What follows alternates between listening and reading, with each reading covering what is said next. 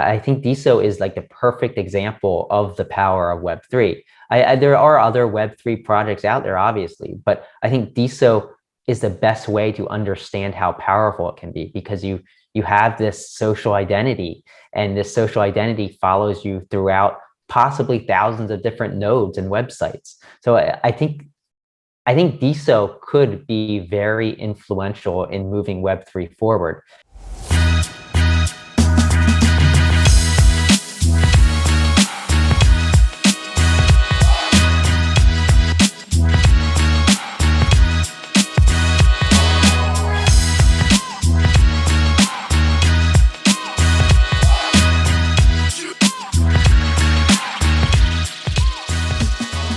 Welcome everyone to another episode of Who's Got Clout. This is series 3, episode 5, I think it is, Brian. The time's flying very fast. And so everyone, we've got a very special guest with us today, which is Brian Krassenstein from the Krassenstein twins. And Brian, you don't need that much introduction to the Deso community. I can say that for sure, and a lot of communities around the world. But for those that are tuning in, maybe because you're interested in Web 3.0 or have come from outside the community, Brian Krassenstein is co-founder with his brother of NFTZ .zone, which I highly recommend checking out. It's an NFT platform based on Clout or Deso, a decentralized social network, as well as, Brian, you and Ed have been running the YouTube channel, Ed and Brian Krassenstein Talk Deso. So I absolutely, Brian, you're pretty much the competition in this game for us. And I got to say, you're our superheroes. I love what you do. So we'll happily say, make sure you check out that YouTube channel. That being said, how you doing, Brian? I'm good. Yeah. This is the second time I'm on your show, and it's like, I love being on this show because you're so knowledgeable and you ask the best questions. So I'm happy to come on anytime. You're too sweet, Brian. You're too sweet. Now the pressure's on. Let's find those questions. So, Brian, what I was really excited is, to be honest, I wish that we could be in person, because I think that with you and Ed, I love the way you guys think. I love the way you approach everything. Genuinely, I am so grateful for your YouTube channel, and it's good to see you're starting to crank up some decent views there, because the work you both put in and the dedication and commitment. How many days has it been? It's not been a whole year yet, has it? We've got another couple of months. How long have you been going? I think it's around 320.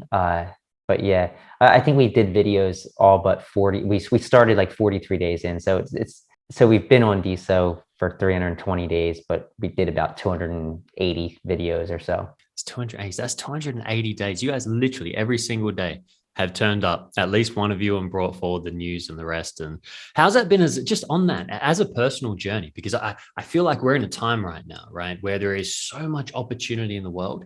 And I know for me personally, self-discipline is one of my biggest challenges to help ground that opportunity, right, and turn it into something. And so what you're doing, Brian, like that's immense self-discipline. Has it been challenging sticking to that schedule every single day? It hasn't yet. And like, I think it's because I love doing it. I remember, like, when we did our first video, I said to Ed, I said, maybe we should just say we're going to do these every day and not miss a day. And Ed's like, don't say that, because then everybody's going to hold us to it and we're going to feel like we have to do it. So we didn't say that, but we ended up doing it anyway. And it's become like a habit. It's fun. It doesn't take us that much time.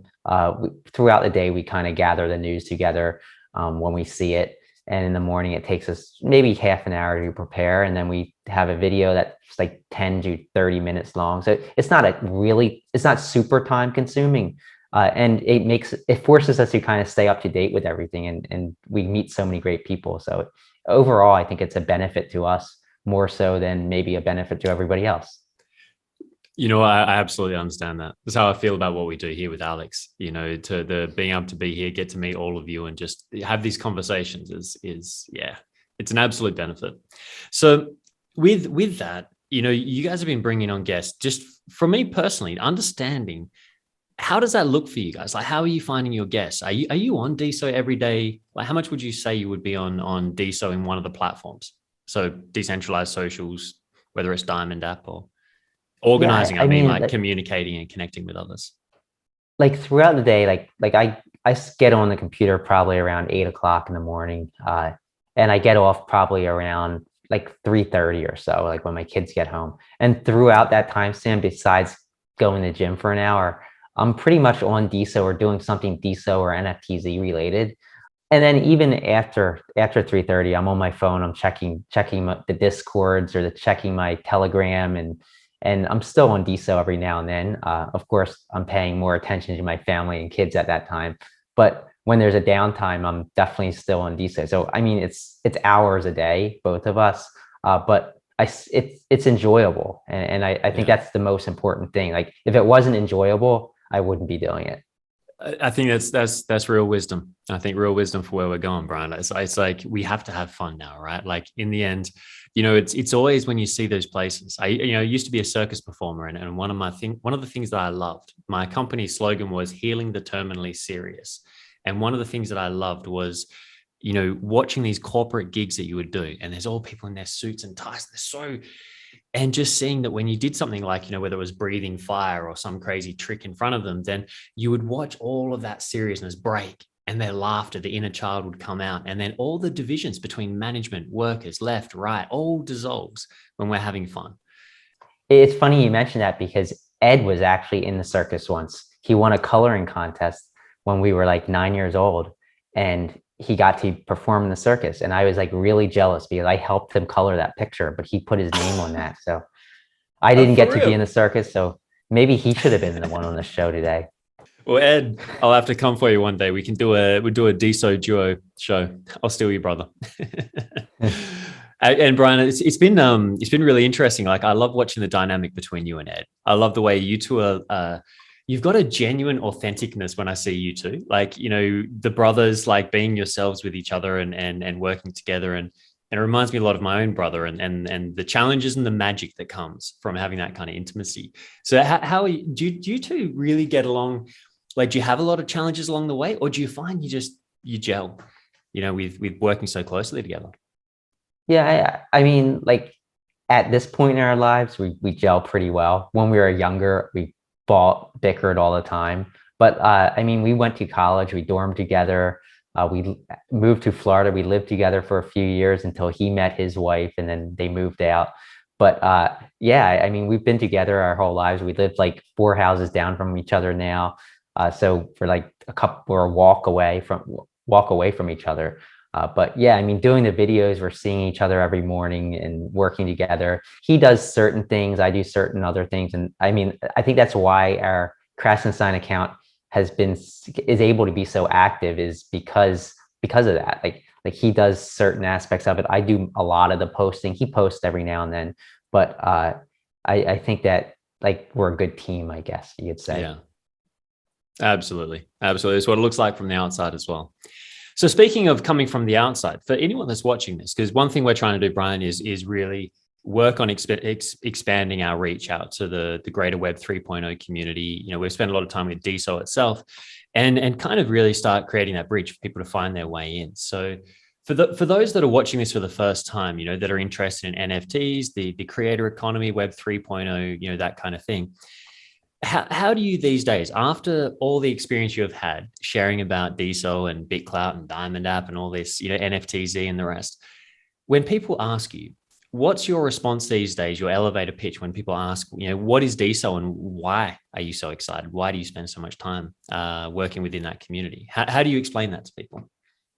I think there's several things that I could point out. Number one, you have full control. So like all the work you're doing on Deso, a company isn't taking that and then selling advertising against it. You have control of that. You have control of your earnings. And especially when Deso grows right now, of course, we have like 3,000 daily active users, but if that gets to like 300,000 or 3 million, like the power that that's going to give to people that have a following is immense. The earning potential is going to dwarf that of somebody that has the same amount of followers on like a Twitter or an Instagram or a TikTok, because you get 100% of it instead of those companies probably taking an 80% cut of a lot of that. So I think that's number one. You have control of the information, you have control of your actions, and you have full control of the earnings that those actions lead to. Second, I think it's just the fact that you have this identity layer throughout all of the Deso nodes. So if Deso does work out and becomes this social layer or the social blockchain of the internet, it's going to have tremendous power. Like if you think about right now, you go to Twitter and you tweet, Twitter bans you or they remove a post. That's never coming back. We had combined 1.6 million followers on Twitter. We were banned in a second, and it was under pretenses that we believe were false, but we had no repercussions really. And that those 4 or 5 years of like posting every day on Twitter, it was just wiped out in a second. And if that happened on a node on Deso, it's like, who cares?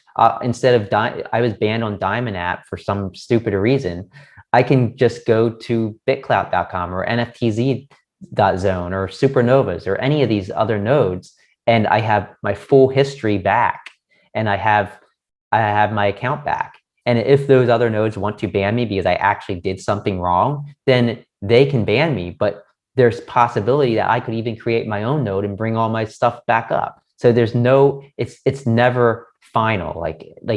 You're not at the whim of a corporation. And I'm not saying, I think some of these people being banned by these social media platforms might rightfully be banned. I think social media platforms are in a tricky situation because you have to appeal to your shareholders. They have to, the board of directors is telling them what they have to do as a company.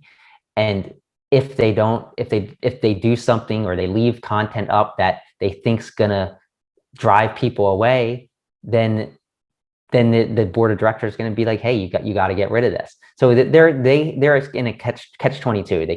They can ban somebody and take heat for that, or they can leave bad content up that might even piss off more people. And I think they don't have a way to go. But with Deso, it solves that problem too. Like if Twitter wanted to integrate with the Deso blockchain, of course they won't, because they won't own the data and won't be able to monetize that data. But if they did, then that would take that decision right out of the question. If they want to ban somebody, they're not going to take the heat for it because anybody can go to another node to view that information. So I think it helps node operators, but it also helps the user.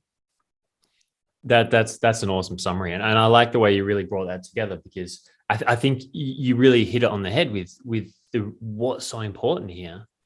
Like you say, with social media, we look at all of, like, you look at the Roman Empire, right? You look back in history, and we look at all civilizations have fallen under, the weight of centralized power, too much power in places where people just, and in some ways it's like, how can we, like, I think what you're bringing to the table here, right, is like, how can we expect these big companies to be able to even handle this pressure? It's an unnatural pressure in some ways. And so this decentralized social media, decentralized ways of organizing, etc., that's coming out now, this is really a solution, right? That means that we can stop having to look at these Facebook, etc., Twitter like governments, but rather as they can have their freedom as companies back again. Yeah, well, exactly. Like I think that it's better for the companies if they were a node, obviously not from an earning potential from the data, but from a decision standpoint, they won't take that heat because the vast majority of the community, of the social community that they're operating, wouldn't care if they ban somebody because, hey, we can just go to another node and read that, like, big deal. But since it's so final when they do ban somebody, it's like they're gonna be, they're gonna be a punching bag. And if they don't ban that person, then they're also going to be a punching bag to the people that think that they made the wrong decision. So this takes that decision out of it for them.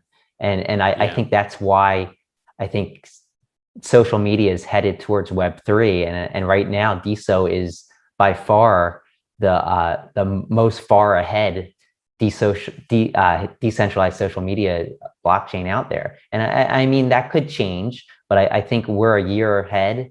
And I think that we have a lot of really strong team at core, geniuses, I'd say, and a lot of great developers.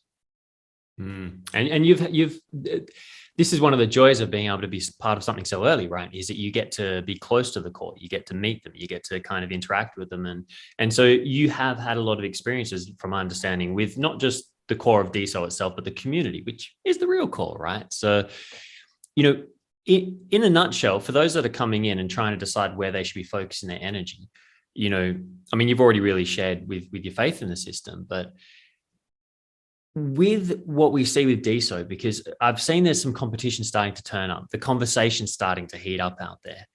And, Deso, like you've said, really is ahead of the game. Like we've been going for over almost, 10 months now. We're sneaking up on a year, which is pretty exciting. And the level of change is insane.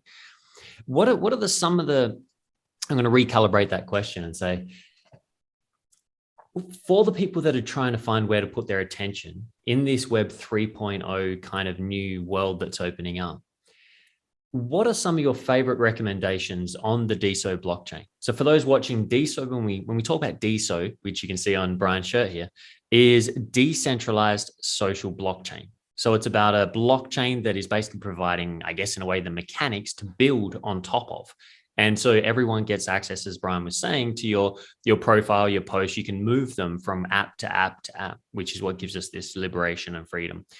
So of that blockchain, what are your favorites, Brian? And where do you think would be, what do you have recommendations for people when they come as to which app to go check out first, what the easiest entry point is to exploring the blockchain? Yeah, I mean, I think Diamond app is great right now. I think that probably feature-wise and UI, user interface wise, I think that's probably the best one to just jump into to get started. I do know there's a lot of other nodes that are gonna pop up over the course of the next few months that might be better than Diamond app from the start, because maybe they'll be easier to understand. And I think that's gonna be important, is like easy to understand and easy to onboard. Like you don't want to have to jump through hoops. You don't want like a bunch of points of resistance when you're signing up, because that's going to slow up the onboarding process, and confusion could slow up the user retention numbers. But Diamond app's great. Of course, I'm biased. NFTZ, if you're into the NFT space, I'm sure we'll talk about that. But I don't know. I think Supernovas is good because they kind of blend the social and the NFTs, which we're going to do at NFTZ as well in the coming months. But yeah, I think there's a lot of really cool nodes out there. Desocial World's great for people that don't speak English, because they're adding these the ability to translate, to list feeds by certain languages. Really cool. And I think Desocial World's important because that's how we're going to onboard the rest of the world. I mean, English speaking people only make up a small segment of the world population. So that's important. There's so many, I'm sure I'm leaving so many out, but I think it just depends on what you're looking for and what your tastes are. But definitely, like if you're just joining today, Diamond app's probably the one to go to, just so you can kind of get a feel for everything. Yeah. No, you did well there, Brian. I understand it's an awkward question to put on you. It's I always feel the same when people go, "Oh, tag 3 of your favorite creators," and it's like, "Oh, I wish you didn't say favorite." It's always Mark Bentley for me. Oh, you boys are one of my favorites. All right, fantastic. So, absolutely, that. Before we touch on NFTZ, which NFTZ is the platform that I use. The way, in fact, no, bugger it. Let's go straight into NFTZ. We're here. Let's go in, because Brian, I was saying, to Martin Van Halen, we had him on the podcast talking about NFTZ, and it genuinely is the way that I prefer to share my NFT collection. It's the one that has been the easiest to pick up, the easiest to drop into, set up my thing, and then you get a great link with your username.nft.zone. And I get to send that collection, and you get to put it in collection so that it wasn't all scattered. And so you guys have done an amazing job with that. Well, first of all, how happy are you with the progress at NFTZ and the reception of it since you guys have I think it's progressing very, I'm very satisfied. We had a Postgres issue because it wasn't syncing to Postgres.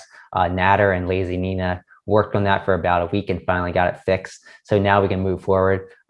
We plan on launching version 2.0 of NFTZ. We planned on it this week, but the Postgres issue pushed things back about 10 days or so. So I'm hoping next week will be the reveal of NFTZ 2.0. It's possibly the week after, but hopefully soon. But yeah, I've been happy. The Octane funding definitely helped us. It allowed Martine, who's brilliant. He's such a great developer, coder. He can pretty much do anything. It's like I tell him, hey, we need to do we needed this feature. Like, is it possible? He's like, anything's possible. And it's like he never says no. So that's what's so great about Martijn. And his two brothers, Wouter and Bas, are awesome as well. They're helping with all kinds of stuff, from design to customer support. They're all three of them. It was the Octane funding allowed them to quit their jobs and work full time on Deso, on NFTZ. So that's been a blessing, and we're about a month into that. So we have a long way to go, but so far so good. Yeah, it's incredible. I'm just realizing you got a full house of brothers there. You got the three Van Halens and the two Krassensteins. It's they're amazing humans too, Brian. Like it was really amazing talking with them. Fantastic. So, and what's your feelings with the NFT kind of? So, obviously, we've got a lot of people out there really starting to get NFTs. I was even talking to my nephew Brian, who's about 14 years old, and he was over and he was having a weekend sleepover at our place. And he's old enough now that he gets to hang out with the adults. And we were chatting, and he was saying, "Oh, because I NFT slipped out of my mouth at some point," and he turned around and goes, "Oh, NFTs, everyone's going on about NFTs," like, because all they hear is the surface, right? And they push against it. And then I stopped and said, "Do you know what an NFT is?" He's, "Isn't it like a picture or something?" And then when I broke it down and explained it to him, all of a sudden it's like, explaining it could be a movie ticket, it could be this, it could be your car registration, it could be, and then all of a sudden his mind starts opening up. And now he understands NFTs. And it was amazing to see how we're moving through this transition where it's just getting that education out. So with your experience, because I know obviously with NFT Zone, you guys are a lot around this community. You're interacting a lot with the NFT community in different places, et cetera, Twitter, et cetera. What's your feeling with where NFTs are in general and where the NFT community on Deso is in comparison, in a sense, to that, like in its maturity? Yeah, so like I'm amazed at how fast NFTs have kind of crept their way into mainstream. And I'm not saying they're mainstream yet, but it's getting close to that. And it happened suddenly. Like I've been in crypto since 2012, and I first heard of NFTs, or not first heard, but first truly started understanding what an NFT was probably about, I'd say 14 months ago. And that's it. And in those 14 months, it's gone from pretty much nobody heard of them to, I mean, you could go to probably a club of young people 40 and under, and I'd say half of them probably have heard of an NFT.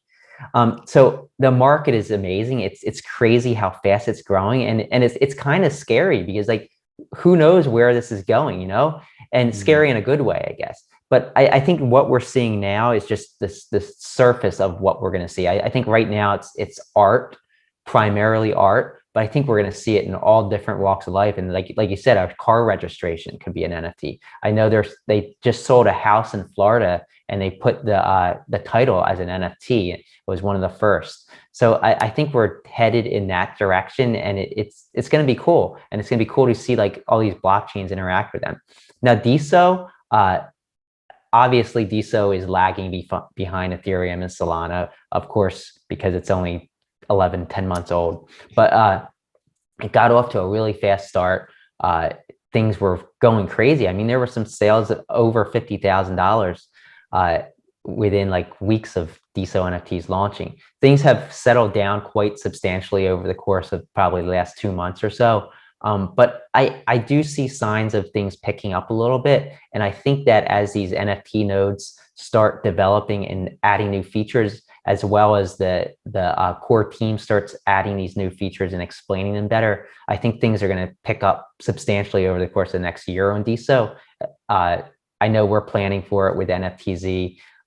We have a roadmap of literally 150 different features or things we want to explore with NFTZ over the course of the next 12 to 18 months. So I think there's a lot happening, and we're just trying to listen to the community, see what they want, because Deso is so much different than these other blockchains.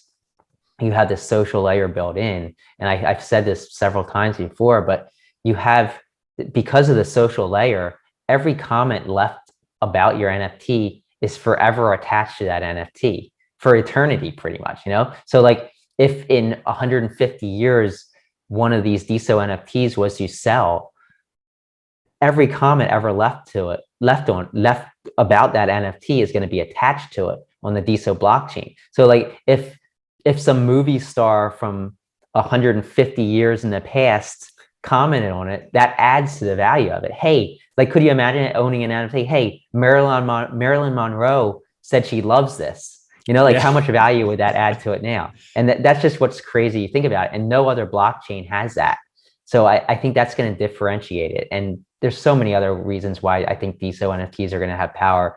A lot has to do with the social layer, because it's like a built-in promotional tool, I guess you could say. Like, you don't have to go to Discord to appeal to your fans. You have all your fans and followers there. And as an artist builds up a following, they have a better promotional tool. So I think it's just great. And I think people are going to slowly start realizing why Deso's going to be so powerful in the NFT space.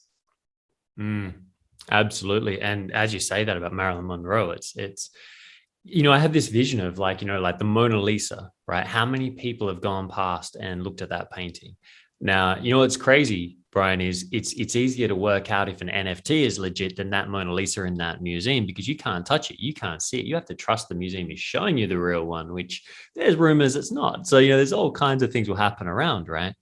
And as you're explaining it, it's almost like the comments of NFTs on Deso, which is what makes it unique from the other blockchains, is almost like a guest check-in book, right? That sits in front of the Mona Lisa. So every single person in the world that comes through, they can leave their little, and you get to carry that book with you with the painting, right? So it's like bringing that to the digital world.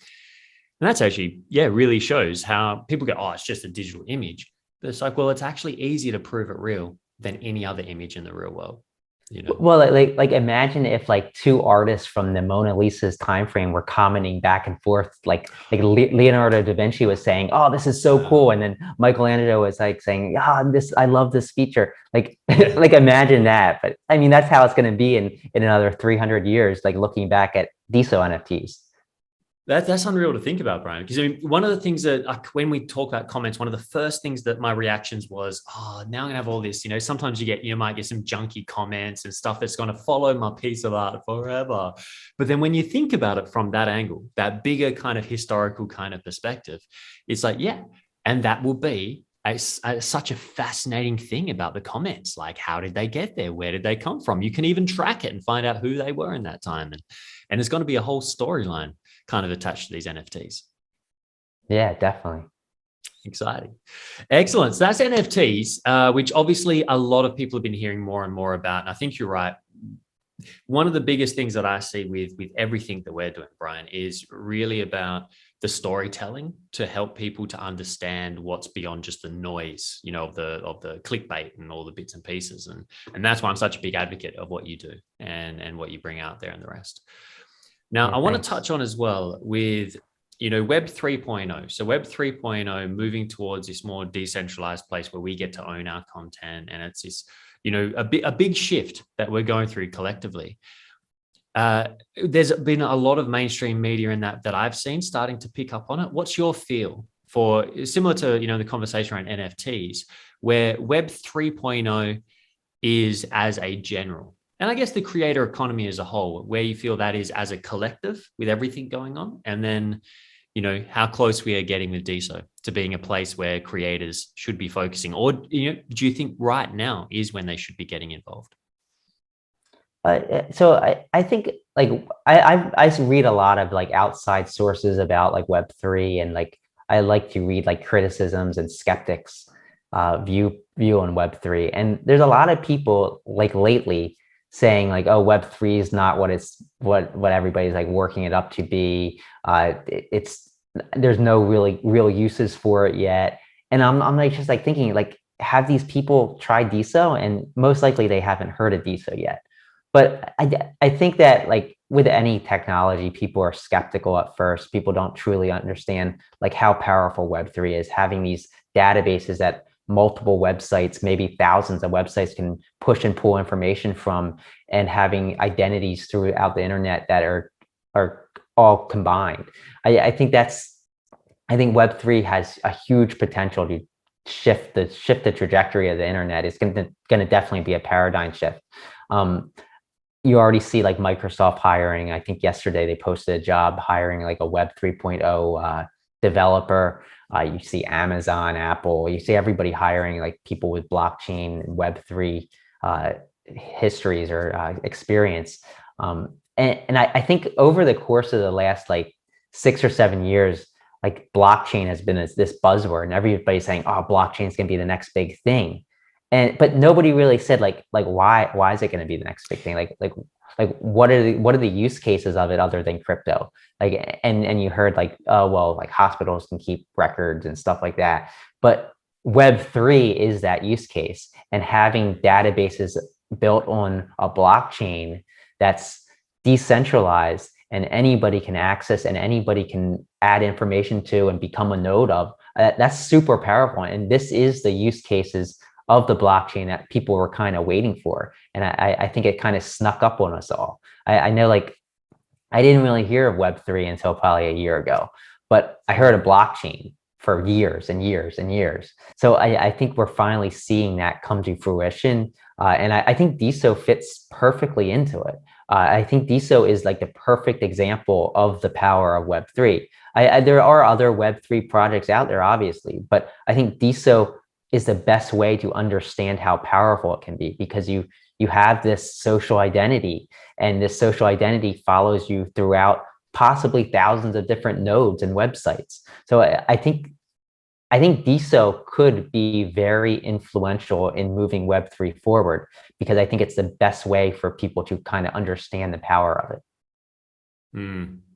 Man, that was incredibly summarized. That was really incredibly summarized with where we're at and what's going on. And it's inspiring. It's inspiring to really feel like, because, you know, a lot of us have been with Deso from very early stages and gone through these, you know, the birthing contractions over the last 10 months, you know, not far off a child's birthing conception time.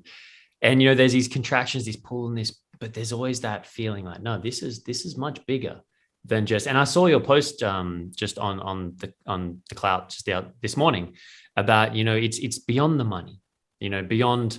And I think that's a really good point that you made, Brian. And as people are coming, like if you're watching this and you're inspired, you want to check out Web 3.0, you want to see what are the opportunities in the creator economy, then I think you're right that right now is an amazing time to get involved, to really get in, to be a part of the grassroots community, to, you know, be able to speak to amazing people that you know, normally you won't be able to touch, right? And then we actually get to be a part of it. And there is so much to be built. And as you were saying that, it made me think, Brian, that a lot of the people that I think have come in and then gotten disappointed and gone away, you know, they've either seemed to be people that didn't have a big following or anything. And, you know, that takes time to build up, right? Like, you know, you yourself have built up a big following and it takes time, right? It doesn't happen overnight. Yeah, and I was just talking to Chris Delinsky from Vibe Hut, and he was saying like yeah, all these people came and they left, but these people that left, they still know they have a BitClout or a Deso account, and they know they probably have money in there, they have followers, they have a history. So once these other apps and nodes pop up, they'll be back, and I think I think counter to like Web 2. I think that the fact that they likely still have Deso, or they might have earned Deso when they were gone even, and they have this following, I think it provides incentive for them to keep checking back in. Even if they're not that active, they're going to keep checking back. In 5 years from now, people are going to be checking back in to see, oh, did I earning any diamonds? What's Deso's price at, and all that. So it kind of keeps people engaged, even if they're not engaged like every day. Absolutely. So if you're watching this is a great time. Get in there, join diamondApp.com. You can post, you can start sharing, and you know, it's not going to cost a cent, right? You can get in there, get involved, start sharing, and diamonds you earn now, Brian. I mean, Deso is at a pretty great entry point price, don't you think? I mean, if I had extra cash, it'd be going straight in, to be honest. That's my genuine feeling on it. What about yourself with the dip that we're having at the moment? Yeah, I mean, I think it like all dips bounce. I think that you probably have some of the early investors maybe selling some, taking some profit, just like not wanting to diversify more maybe. Yeah. But I think that's a good point. Like the diamonds you receive now, if you receive a four diamond, which is worth about $2 right now, uh, if Deso goes up to $4,000, which is entirely possible, which would put it at probably about, I don't know, like a $400 million market cap or something.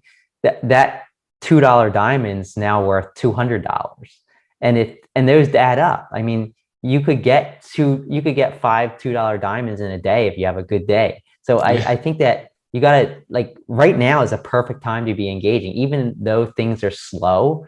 Those diamonds you earned today could literally be worth 100 or even 1,000 times that 5 or 10 years from now. So it's just interesting to think about. And like every diamond I get, I put that in my mind. Oh, it's possibly 100 times that. But I also like giving back. So I'm always giving a lot of the diamonds I receive back because I think that's important to engage with the community. Not only does it build kind of a following for yourself, it makes people want to engage with you as well. And I think that if Deso is going to succeed, you need to have a lot of engagement. So if you're out there and you're getting diamonds, give some of it to other people that you think are doing great things. Well said. Like Well Mark said. Bentley. Yeah, throw the diamonds our way. They're always welcome. As you can see, we've got plenty sharing around here. And I think, yeah, they really are like diamonds, aren't they? It really does feel like that when people are giving those diamonds. I'm a bit like you as well, Brian. It's a bit hard to keep them sometimes because it feels just as good to give them away as to receive them. So it's a really interesting little economic experiment we got going on. Nice. Well, Brian, that's my time with you come to an end before I got to hand you over to Alex, and he's got a few questions for you. As always, it's an absolute pleasure, my friend, and really enjoyed chatting with you. I'll have a few words at the end, but now I'm going to put you in the hands of Master Alex Roken. Sure. To begin with, I'd like to say that I have some really tricky questions for you, so feel free to refuse to answer them if you feel uncomfortable with it. And I'm going to start with Deso questions. So some questions about Deso. As we know, you participated in the Chainfund meeting, and I'm curious, how many participants were there and how long was it? I think the last meeting was, I think it was about probably 25 people or so. It was most of the cohort one Octane Fund creators or founders, along with some members of the core team, Natter, Alex. And I think it probably lasted about 90 minutes. I think it was actually 90 minutes. Yeah, I left very positive on what's coming in the next couple of months. Awesome. Thank you for sharing it. And do you have any highlights that you can share with us as well? I think a lot of it had to do with some of the third-party Octane Fund projects. So like, I don't want to announce anything before they announce anything, but there's a lot of collaborations going on. A lot of nodes that are having some pretty cool features coming about over the course of the next probably month or two. Also, the core team, they're working on a few really cool things that are kind of proof of concepts right now, which should probably roll out in the first quarter. So probably another month and a half or so. And one of them in particular had me excited, but I don't want to say too much about it just yet because I don't want to get people excited about something that might not actually come to fruition. But so far, I'm really excited about one thing they're working on. But that combined with what all these other nodes and third-party developers are working on has me really excited and very optimistic for what's coming in the next few months. Nowadays, it's not your part to announce things and to say something in advance, but what is your part is to intrigue us a lot about what's coming and be excited about it. So thank you for sharing. So I have basically two questions about the business field, because we all know that you've got some experience in the business, and it's really interesting to get some insights from you about it. And the first question that I have, and I believe this kind of question might other people can also have, is what do you do for a living? So we all know that you're doing a great job in Deso and you're doing a lot of projects like NFTZ and so on and so forth. But what's the main activity for you to provide for the family, if it's not a secret, of course? Yeah, I mean, so most of our times on NFTZ, I'm spending like a lot of time trying to come up with ideas for the node. We try to listen to the community and trying to figure out like what's going to work best, what's actually feasible, what's not going to maybe alienate a certain group of people. So we get a lot of feedback, and I think that the toughest part is like deciding what are we going to work on first. And like I said before, like we have a roadmap, like 150 different ideas that we want to at least try and implement over the course of the next year and a half. Many of these probably within the next few months. But that's like, I'm spending most of my time with that. And of course, just interacting and engaging with people in Deso. So I'm just wanted to clarify this. I'm asking about what's the main source of income for you? Is it something that you've built a lot? So different sources, right? Yeah, so my main source of income is nothing on Deso. I got into Bitcoin really early, got lucky with that, have a lot of investments off of Deso. With NFTZ, we're not taking a salary or anything. Of course, we have equity in the company, but Ed and I aren't taking a salary just because I feel like it's better to have more money to kind of give us a bigger runway so that we can seek additional rounds of financing later on than us to like hog the money and suck it out of the company. But yeah, like we were in crypto in 2012. We got Bitcoin when it was probably like $400 or so, and have a good amount of that still. Probably about half of it left. So that's been pretty good for us. We also I day trade a lot with options, stock options. But other than that, I think I spend most of my time like with family and just enjoying life and enjoying my family. Awesome. Yeah. The reason why I'm asking these questions is to get the full picture of your path in the career. So I remember we talked a lot about your bio and how you had different projects in crypto as well, and in the early days of e-commerce and so on and so forth, building the forum for it and so on and so forth. And I'm just curious, have you ever worked for someone, I mean, like in corporation, managing a big group of people, or you just straightforward, you're building your own things and just were relying on yourself? Yeah, so like when we were 15, we started selling baseball cards on Prodigy. And from that, we had a summer job. We worked at a liquor store like 3 days a week during the summer. That's the only actual job we ever had. And I say we, both Ed and I. And then we moved on to like running internet forums back in the early 2000s, late 90s, early 2000s. Did a lot of stuff with e-currencies, which were kind of like early crypto. It was like the centralized version of cryptos. They didn't make it because they were centralized, and the government went after a lot of those e-currencies because they were facilitating money laundering. We didn't run any e-currency. We ran internet forums that discussed them, and then we sold ads on those internet sites. But yeah, other than that, that's pretty much it. We never worked for a corporation. We went to school for economics, graduated with a bachelor's in economics. So I think that helped us with the investments and helped us understand, I think, crypto a lot. But yeah, I think that's pretty much it. Yeah, that describes you in a very precise and clear way. So you are 100% pure entrepreneur with this mindset, and what you're doing, you are bringing the value to the world by yourself, not relying on anyone else, and it's just incredible. I mean, thanks. The guys like you are building the world and just making the jobs for others and so on and so forth. So I just very adore this segment of people in the society who's taking responsibility for others and bringing new ideas and value. That's why I wanted to clarify for myself at least what was your path. So thank you for answering these questions. So I'm going to have some really entertaining and funny question for you about yourself, about your family, and so on and so forth. So let's start from the first one. What was the most ridiculous look you've ever had? Could you share context about it as well? I can't really think of anything. I can think of one for Ed though, since he's not here.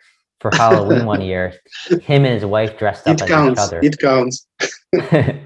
him and his wife dressed up as each other.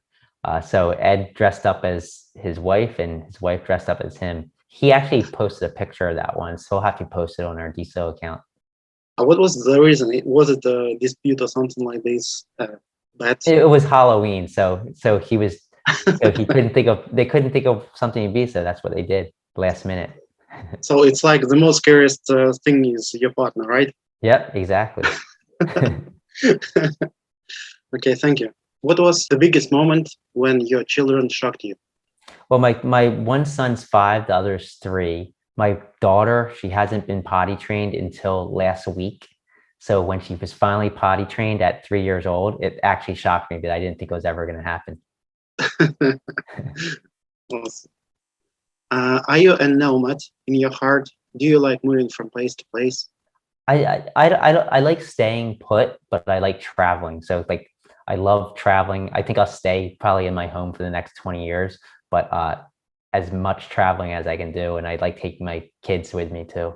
Awesome. So you are well known for keeping positive attitude to things and motivating people to be constructive in any situations. Nevertheless, do you have any things in the world that you really hate and you wish it wouldn't exist as a phenomenon? Yeah, probably hate. The fact that people hate people so much. I hate that. I think there's probably like a lot of a hate in the world, and I think people just have to put themselves in other people's shoes and try and understand them. Awesome. So you guys are doing a lot of philanthropic projects. Would you like to spotlight any of them so people could pay attention to it? Yeah, so with NFTZ, like one of our goals is to utilize the platform for charities. And something that I found when we were dabbling in NFTs before Deso even, so this is back last January, so before Deso even came about, one thing that most NFT artists wanted, as well as collectors, was the ability to share revenue with a specific charity in a trustless manner. So like automatically on the blockchain, it will go to this charity's account. Deso actually allows that. So like this thing that we were trying to figure out, Deso actually allows, because now they have the coin splits. So if an artist mints an NFT, they can say, okay, I want 10% going to saving the survivors. And that will be forever. And you don't have to trust that I'm going to send, the artist is going to send that 10% because it automatically happens on the blockchain. So what we want to do with NFTZ is figure out a way to integrate that so that maybe everybody minting on NFTZ could designate a charity. Of course, a charity would have to have a Deso account that they can give maybe 1 or 5% of every sale to.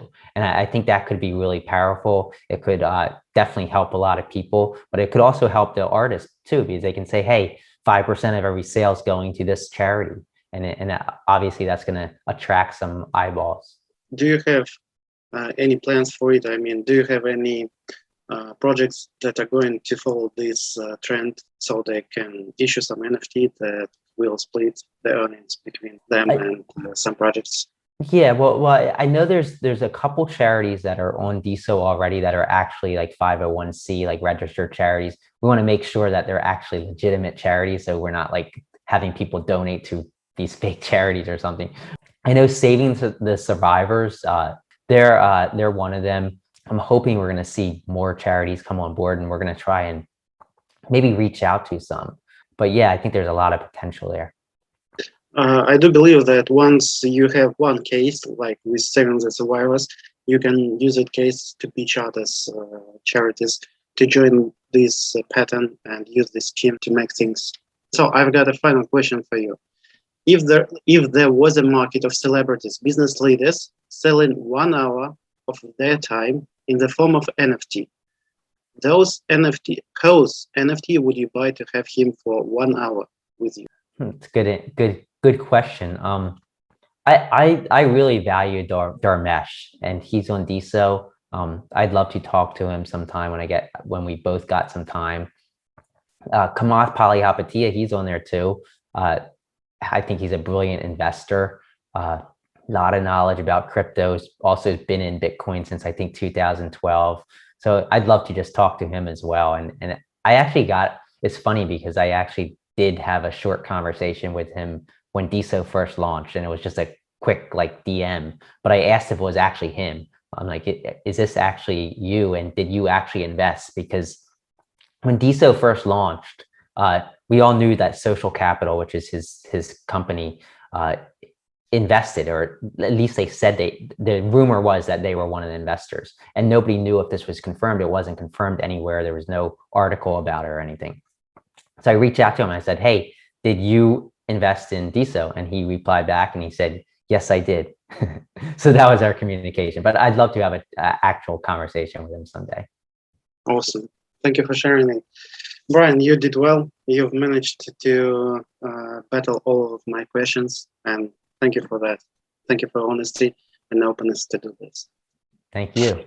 Hey, Alex, thanks again, man. Really appreciate it. It's as you know, Brian, it's a real joy to be able to co-create something like this with a partner in crime, and not on the solo thing. It just adds so much more depth and joy to the whole process. All right. Yeah. Well, Brian, it's been great to catch up again. You know, it feels like it's been a couple of years since we last had you on and had a chat and the rest. And it's usually just when we catch up like this where we get to have those conversations. So really want to thank you for taking the time. Is there any last closing statements you'd like to share with people out there, maybe watching this and checking it out, and before we close? Well, first of all, I'd love to have you on the show, on our show. I know we live like on the opposite side of the earth, so it's like 8 a.m. where you are. It's 9 p.m. where I am. But any time that you're up early or maybe up late, I'll tell you what, Brian, I'll get up in the middle of the night for you. We'll even adjust our schedule. And Alex, you're totally welcome too. So that would be great. But other than that, no, I think that I love your show. I'd say stay tuned for NFTZ, because maybe by the time this is posted, we'll have the new version out. But yeah, that's pretty much it. Fantastic, man. Fantastic. Yeah, absolutely. Be on any time. And I haven't gotten up in the middle of the night for a while. I used to do it all the time for workshops. It's one of the challenges of working around the world. We won't make you do that. We'll adjust our schedule. I tell you what, it would be a pleasure for you boys. Anyway, with that, thank you. And I just want to do a quick shout out to actually an old friend of mine, Kasia Patzelt, who is an amazing woman who has jumped onto Deso and Clout, Diamond app, whatever app you want to use to get it, and has been working on how to use NFTs for charity. In South Africa, she used to live there and work with a lot of the the people out there in the villages and helping them get an education. So she's helped one young man get his education and get out there and make real change. So she's on there as well. So I wanted to give you a shout out, Kasia, and I'll tag it in here as well, because definitely keep an eye on NFTZ. So make sure, Kasia, you're following Brian. Yeah, reach out to Brian. Awesome, man. That would be great. That would be great, because she's incredible. And I think you guys would do some amazing things. Because like you said, Brian, with charity, NFTs, and being able to give that percentage, I mean, that's incredible. That's game changing. So with all of that, it's been an absolute blast. Thanks everyone for tuning in. Time is precious. Really appreciate it. Hope you've gotten a lot from this.